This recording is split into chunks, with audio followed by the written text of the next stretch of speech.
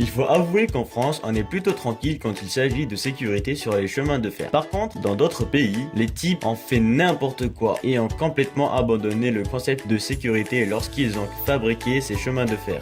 Mais on espère que tu as ta carte vitale.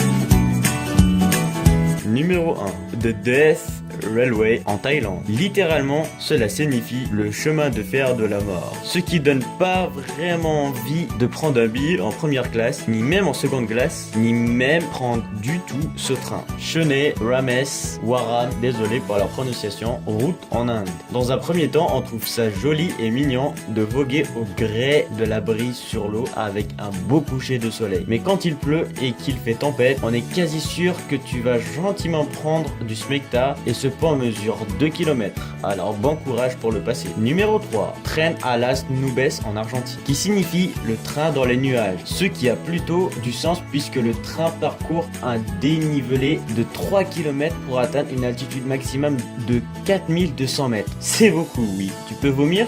Oui. Numéro 4. Coranda Scenic Railway en Australie. Le trajet compte 15 tunnels, 93 virages et plus de 40 ponts dans un style un peu vertigineux. C'est lent, c'est sans fin et tu te dis qu'en Australie qu'il n'y a que les animaux qui veulent ta mort. Numéro 5. Crumble and Toltec Scenic Railroad au Nouveau-Mexique. Le chemin de fer est le plus haut des États-Unis et rien qu'en regardant la tranche des wagons, on se dit qu'il y a grave moyen de passer un beau moment en compagnie de fumée bien grise et de voitures première classe de grande qualité. Numéro 6. Minami, route au Japon. Forcément, quand il s'agit de faire n'importe quoi, les Japonais sont dans le coup. Donc ici, on a un chemin qui passe au bas du mont Azo, désolé pour la prononciation, qui est le plus gros volcan en activité du pays. On prendra une place carrée famille côté fenêtre afin de profiter un max de la lave.